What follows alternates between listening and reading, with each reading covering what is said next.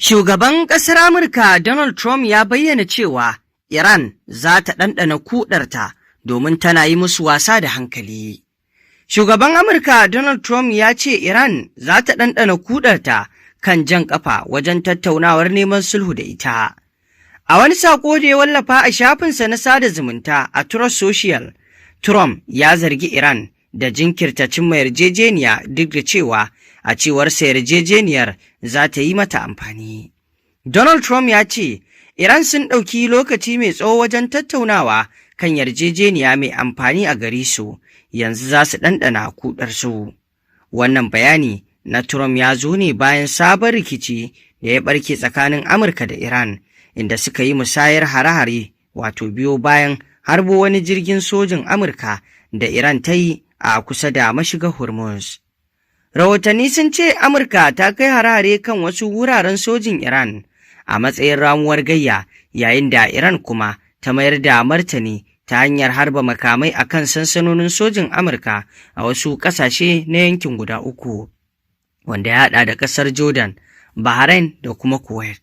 A yanzu ana kallon wannan al'amari da wato tamkar sake dawo da hannun agogo baya ne cikin wannan rikici da yake wakana tsakanin Iran, Amurka da kuma Isra'ila, wanda a baya-bayan nan dai bayan tsagaita wuta a wannan taki an sake gwabzawa tsakanin wato ƙasar Amurka da ƙasar Iran, haka zalika da Isra'ila da kuma Iran duka sun kai wa juna hare-hare a kwana-kwanan nan.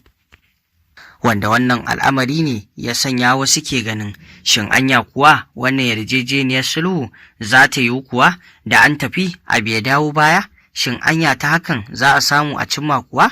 Sai dai wasu na ganin duka a cikin wani al'amari na rashin cimmuwar wannan yarjejeniya yana da alaka da irin abubuwa da Donald Trump ya kawo na son zuciya a cikin yarjejeniyar, da ba don irin abubuwa na son zuciya a ciki ba da yanzu an cimma abin da ake so a cimma.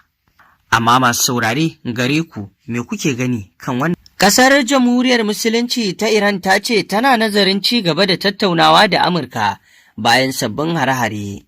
Iran ta bayyana cewa za ta sake duba yiwuwar ci gaba da tattaunawa tsakaninta da Amurka bayan sabbin hare-hare da aka kai.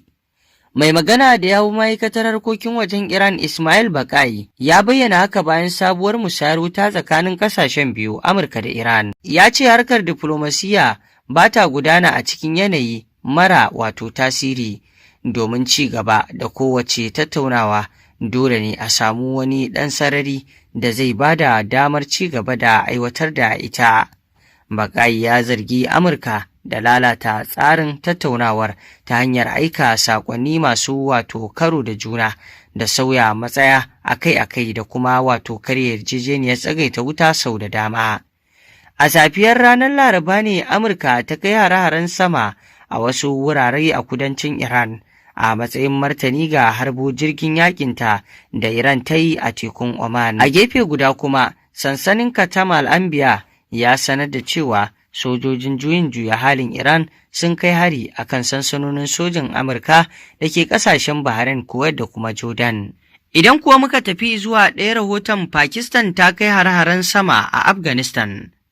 Ƙasar Pakistan ta ƙaddamar da hare-haren sama masu muni akan iyakarta da Afghanistan, lamarin da ya kawo ƙarshen zaman lafiya na watanni da aka samu a yankin da ke fama da rikici. Ministan yaɗa labaran Pakistan Ataullah Tarar ya bayyana a ranar Laraba cewa an lalata wurare 4 a wani hari da aka yi cikin tsari wanda ya kashe 'yan bindiga 26. Amma gwamnatin Taliban a Afghanistan ta ce hararen sun kashe mutane 13 ciki har da yara 11.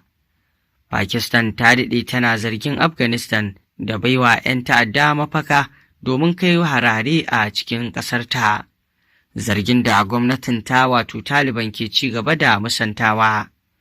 Wannan sabon rikici shine na farko tun watan Fabrairu, lokacin da ƙazamin faɗa akan iyaka ya yi sanadiyar mutuwar ɗaruruwan mutane. Ƙasashen biyu sun cimma yarjejeniyar tsagaita wuta a watan Oktoba na bara bayan makonni na rikice-rikice masu muni da suka shafe. Ataullah Tarar ya ce Hare-haren sun zo ne a matsayin martani ga sabbin hare-haren ta'addanci a Pakistan, inda aka kai farmaki kan wuraren ɓuya da horar da 'yan bindiga da kuma wuraren ajiyar makamai a yankin iyaka. Tun bayan ƙazamin rikicin da ya faru a ƙarshen watan Fabrairu, an samu arangama lokaci-lokaci, yayin da shugabannin duniya ke kira ga ƙasashen biyu da su dakatar da faɗa tare da rungumar zaman lafiya. To masu saurare, ƙarshen rahotannin labaran kenan. Ku ci gaba da bibiyar wannan rahotannin labarai da muke kawo muku domin sanin abubuwan da ke faruwa a duniya baki ɗaya. Mun gode.